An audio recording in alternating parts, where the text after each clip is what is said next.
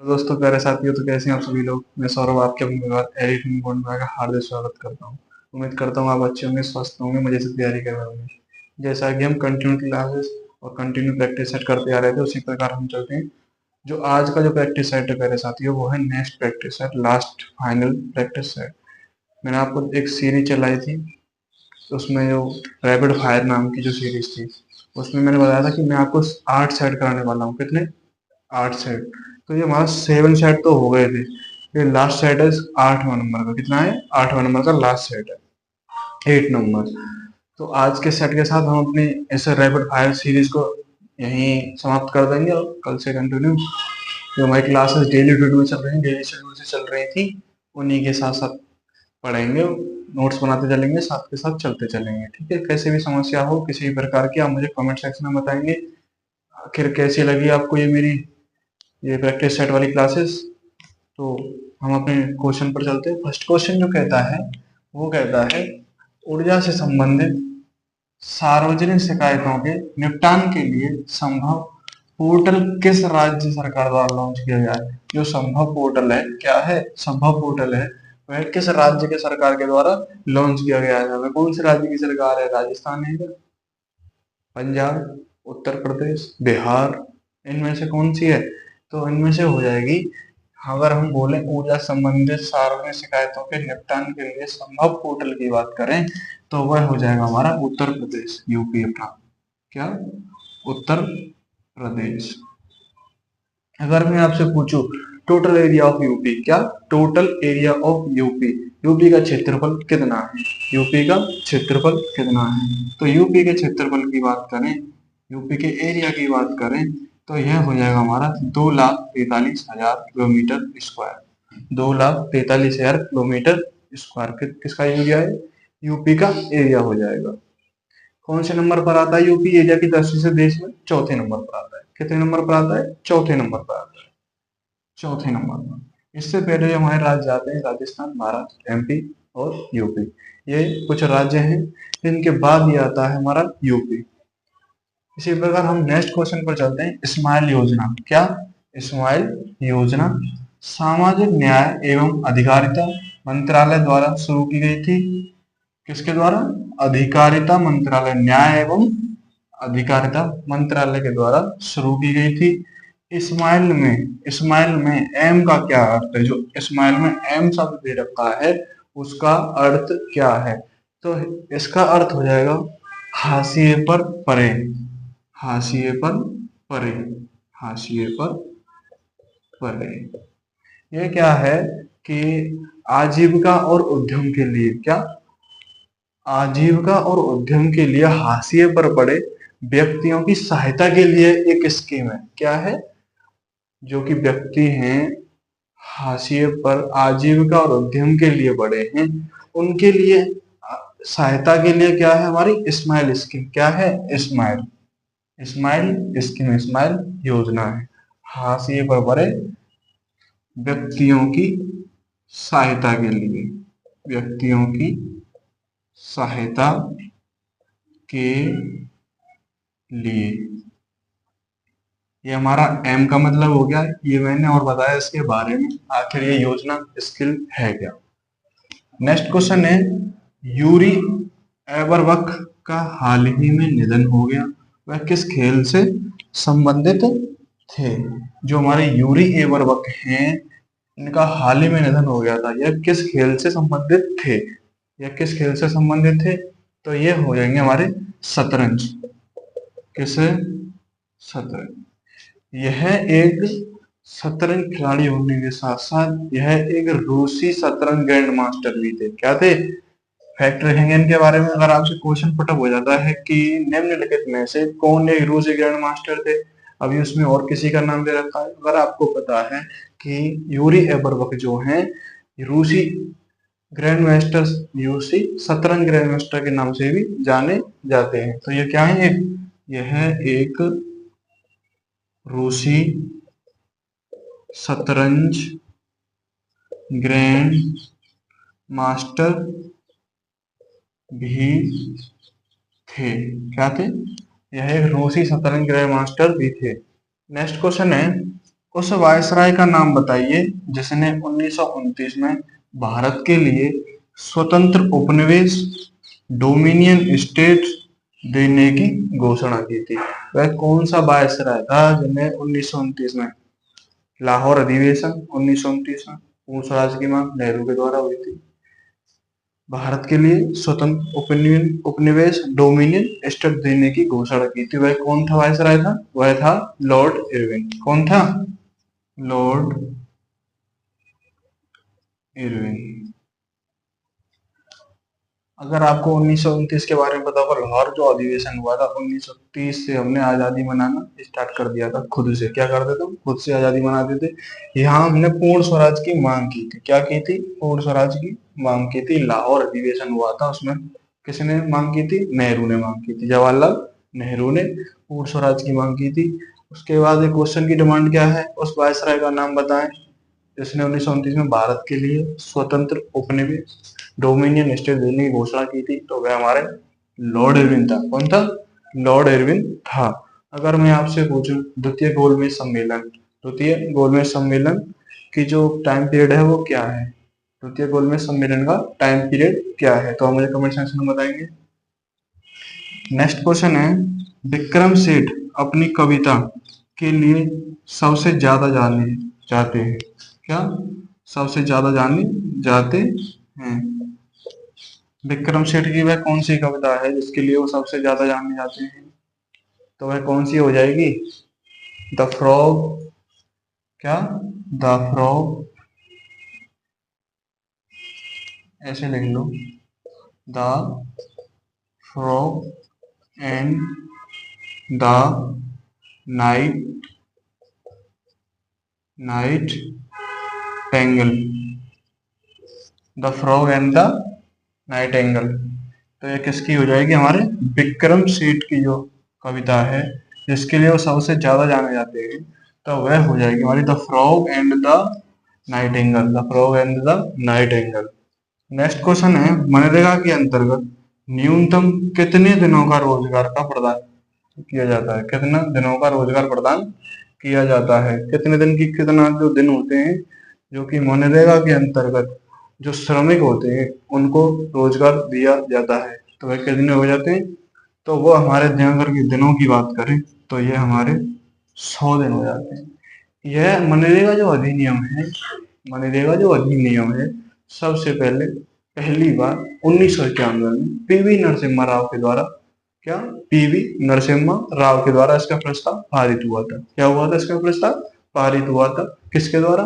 PV Narasimha Rao के द्वारा 1991 में। फैक्ट है इसके बारे में लिखेंगे 1991 में पीवी नरसिम्हा राव द्वारा 1991 में पीवी नरसिम्हा राव द्वारा प्रस्तावित किया गया था। यह जो अधिनियम है मनरेगा अधिनियम 1991 में पीवी नरसिम्हा राव द्वारा प्रस्तावित किया गया था सबसे पहले। अगर मैं आपको बता दूं 2005 में स्कीम आई थी। कब आई थी? 2005 में आई थी। नेक्स्ट क्वेश्चन है, किस स्थान पर हिंदुस्तान रिपब्लिकन एसोसिएशन एचआरए ने अपना नाम हिंदुस्तान सोशलिस्ट रिपब्लिकेशन एसोसिएशन के रूप में परिवर्तित किया था? किस स्थान पर? वह कौन सा स्थान था? हिंदुस्तान रिपब्लिकेशन एसोसिएशन ने अपना नाम हिंदुस्तान सोशल रिपब्लिकेशन एसोसिएशन के रूप में परिवर्तित किया था। तो अब हमारा कौन सा स्थान हो जाएगा? वह हो जाएगा हमारा क्या? फिरोज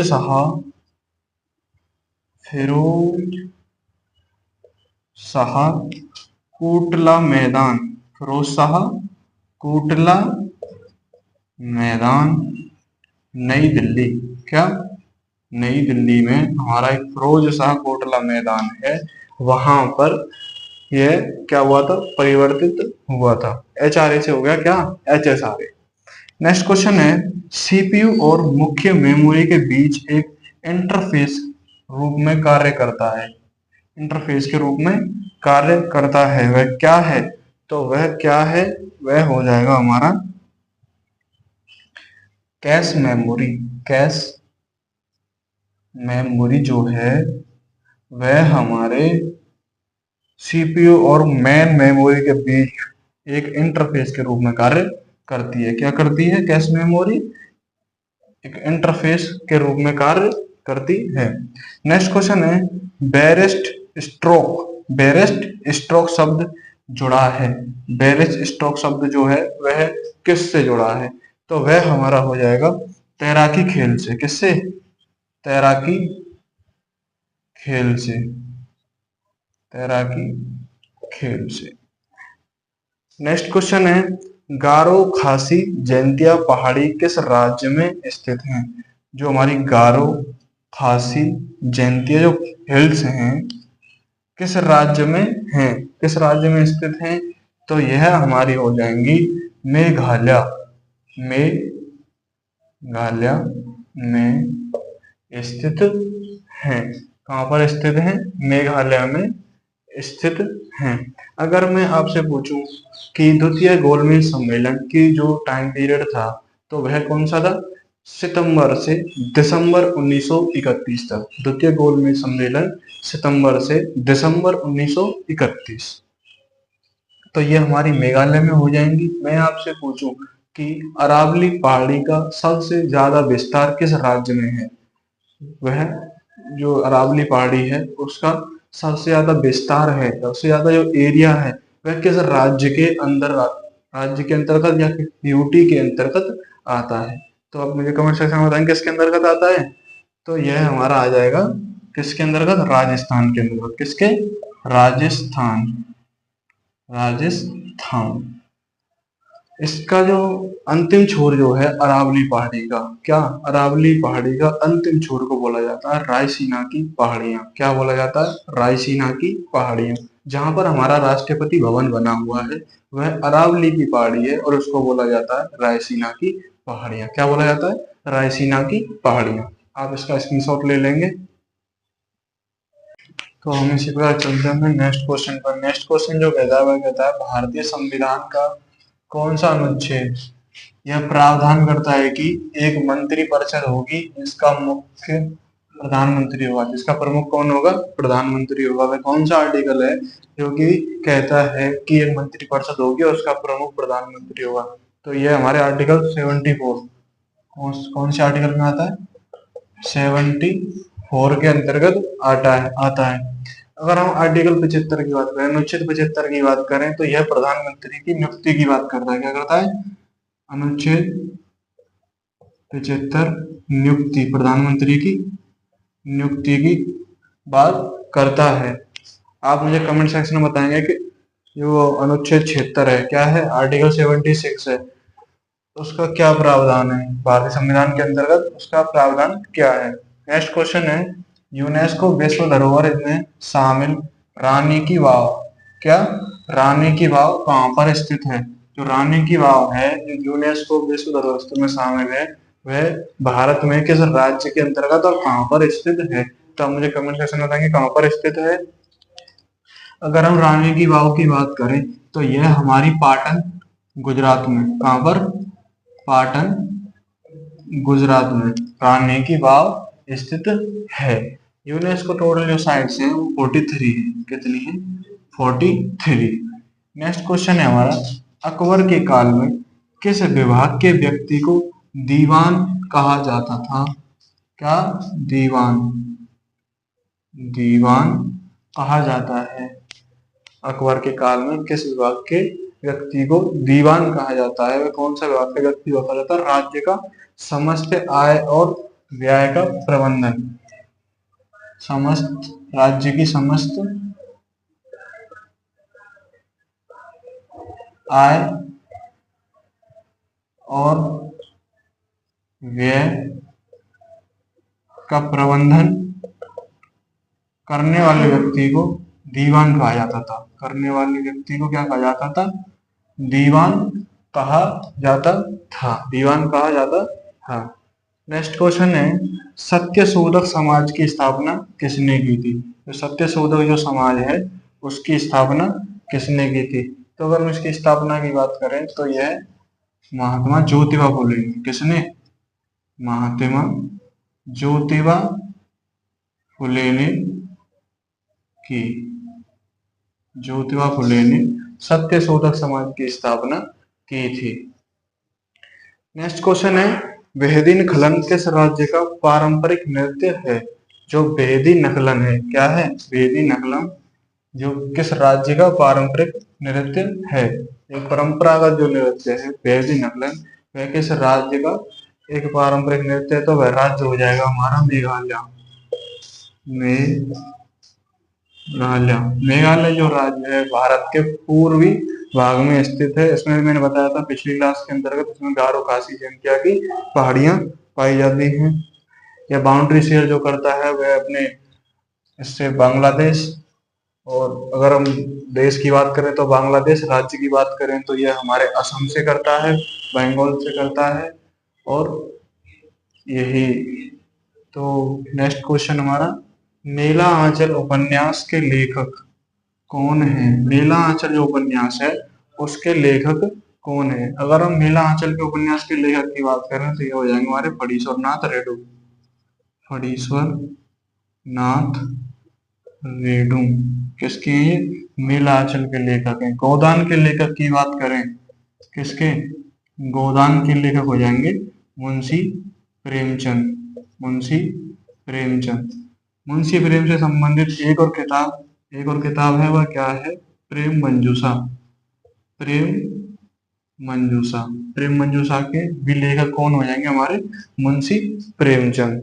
नेक्स्ट क्वेश्चन है, 2023 में एमपी द्वारा लता मंगेशकर पुरस्कार किसे दिया गया? 2023 में एमपी द्वारा एक लता मंगेशकर पुरस्कार दिया गया, वह किसको दिया गया था? किस व्यक्ति को दिया गया था? तो वह किसको दिया गया था? वह दिया गया था हमारे आशा भोसले। किसको? आशा भोसले को। आशा भोसले को लता मंगेशकर पुरस्कार दिया गया था। नेक्स्ट क्वेश्चन है, एशियाई खो खो चैंपियनशिप 2023 का विजेता कौन है? जो खो खो चैंपियनशिप हुई थी ये हमारे भारत और नेपाल के बीच हुई थी। किसके? भारत और नेपाल के बीच में। तो इसमें विजेता कौन हुआ था? इसमें हुआ था हमारा इंडिया। कौन हुआ था? इंडिया हुआ था। नेक्स्ट क्वेश्चन है हमारा, लोहे पर जंग लगना उदाहरण है।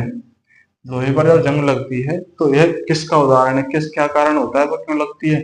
तो वह ऑक्सीकारक। क्या होता है? ऑक्सीकारक का उदाहरण। ऑक्सीकारक का उदाहरण है। किसका है? ऑक्सीकारक का। नेक्स्ट क्वेश्चन है, सशस्त्र सेना झंडा दिवस कब मनाया जाता है? सशस्त्र सेना झंडा दिवस जो मनाया जाता है वह कब मनाया जाता है? तो यह मनाया जाता है 7 दिसंबर में। 7 दिसंबर को क्या मनाया जाता है? हमारा झंडा दिवस मनाया जाता है। तो इसके साथ ही हम अभी रिवीजन करा देंगे साथ के साथ। क्वेश्चन हमारा फर्स्ट, भारतीय संविधान का कौन सा अनुच्छेद यह प्रावधान करता है कि मंत्रिपरिषद होगी और इसका प्रमुख प्रधानमंत्री होगा? तो हमारे अनुच्छेद 74 के अंतर्गत आता है। अगर हम अनुच्छेद 75 की बात करें तो प्रधानमंत्री की नियुक्ति की बात करता है। किसकी बात करता है? प्रधानमंत्री की नियुक्ति की बात करता है। नेक्स्ट क्वेश्चन था, यूनेस्को विश्व धरोहर में शामिल रानी की वाव स्थित है, पाटन में स्थित है, जो कि है कहाँ पर? गुजरात में। नेक्स्ट क्वेश्चन, अकबर के काल में किस विभाग के व्यक्ति को दीवान कहा जाता था? क्या कहा जाता था? दीवान। तो वह किसको कहा जाता है? राज्य के समस्त आय और व्यय का जो प्रबंधन करने वाला व्यक्ति हुआ करता था। आय का और व्यय का प्रबंधन जो करता था उसको दीवान कहा जाता था। सत्य शोधक समाज की स्थापना ज्योतिबा फुले ने की थी। बेदी नखलम किस राज्य का पारंपरिक नृत्य त्योहार है? मेघालय का। किसका है? मेघालय का। जिसकी कैपिटल शिलोंग। मेला आंचल उपन्यास के लेखक कौन है? फणीश्वर नाथ रेणु।